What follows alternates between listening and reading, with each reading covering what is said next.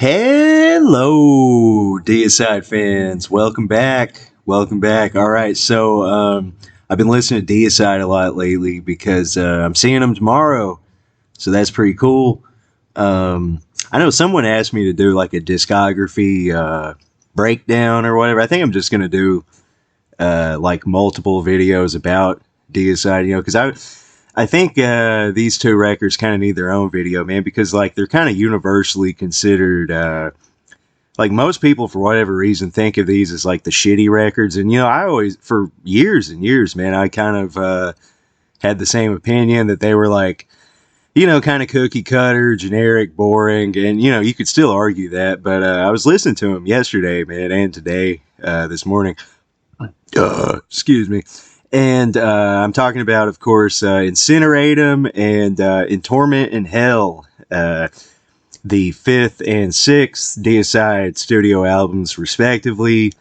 This is around the time, Glenn and the Hoffmans were really hating each other. And I guess Glenn was like, I don't know, divorcing his wife or some shit, old people problems. And, I was listening to these records, man, and look, I haven't had a drink in 16 days, and I was not smoking pot either when I listened to these records.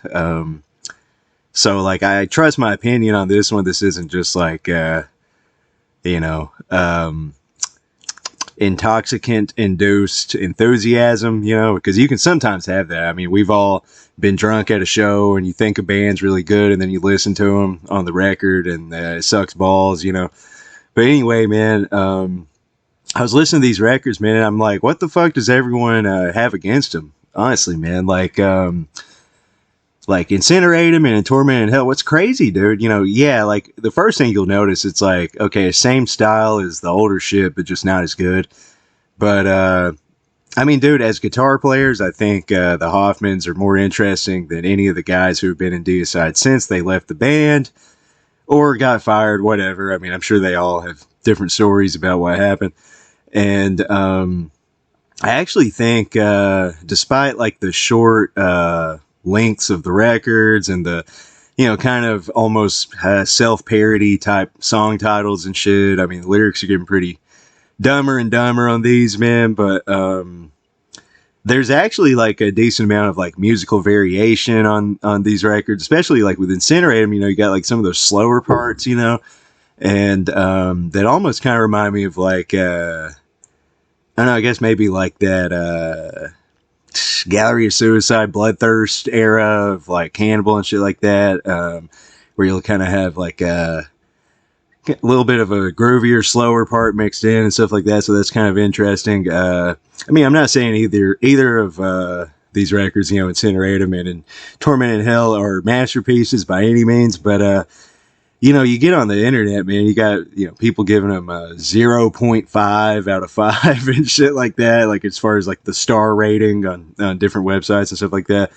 And hell, man, honestly, dude, I was listening to them, I was like, this is, from what I remember, man, these are like, just listening to these fresh over the past couple of days, I think, I mean, fuck, dude, it's better than, To Hell with God, Till Death Do Us Part. Like, I remember those being like really fucking bland records and shit. And honestly, dude, I never really liked The Stench of Redemption as much as most people. I don't really like Deicide with super melodic solos and stuff like that. Like, the new record, Banished by Sin, kind of has that issue too, where like you got like kind of like some Marty Friedman style guitar work going on and stuff like that, and I just like the that kind of chemistry between the Hoffmans, man, where they sort of it's like they're one brain in two bodies. It's kind of, you could compare them perhaps to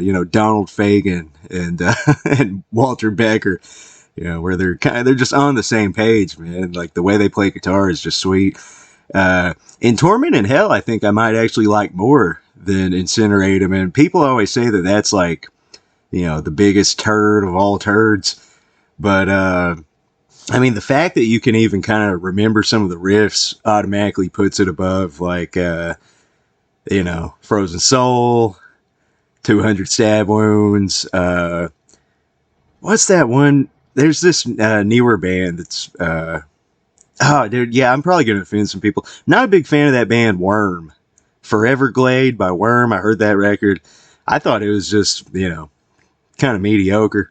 I mean, if they were playing across the street, I'd go see them. Just it'd probably be $5. I don't really get to hear death metal bands in my small town, of course. But I mean, some of the shit that gets hyped up nowadays, dude. And then the same people who like that shit are the same people who are like, Deicide's for boomers. It's for boomers. It's boomer death metal. What the fuck does that even mean? I don't think there's any. I don't think there's any boomer alive who likes Deicide, dude. If anything, it's Gen X. It's Gen X death metal, But yeah, let me know what you guys think about these records, man. Because I was just kind of surprised at how much I was actually enjoying it, man. Obviously, Bible Basher, big kind of a hit, I guess, man. But I like that song, Halls of Worship. Obviously it's a clever play on Halls of Worship. But Glenn, he's a very literate type of guy. He changed it to Worship, which is, I mean, even I couldn't think of that, And in Torment in Hell, man, Christ Don't Care. I like that Worry in the House of Thieves song. That's not necessarily your typical Deicide title, I think. And, I think Glenn is actually a closet smart guy. He plays the dummy, a little bit in interviews like, oh, I'm just a redneck Florida guy mowing his lawn, drinking beer, listening to ZZ Top and shit like that. And but I think he's secretly perhaps a member of Mensa. He probably has a really big IQ, and I mean, it's a cool guy.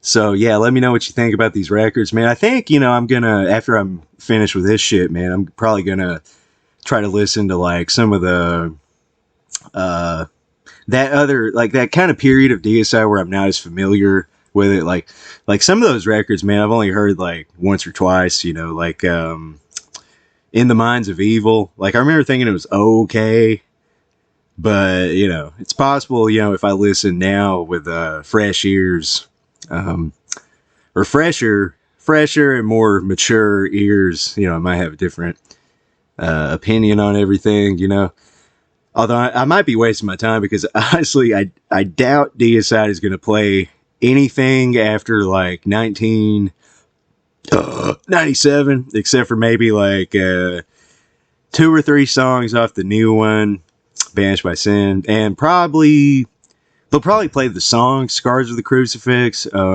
which I like that record actually, man. A lot of people think it sucks. I think it smokes. Goddamn, The Stench of Redemption, to me at least. But it's got the Hoffmans.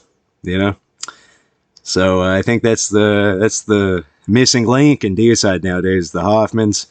I think that because look, dude, I mean, Glenn just probably does it for the money anyway. I think he should just bury the hatchet, fire whoever's in the band, and just get back with the Hoffmans, man. Because those dudes are probably working at fucking JCPenney or something nowadays, man. So yeah, let me know in the comments, and have a great day.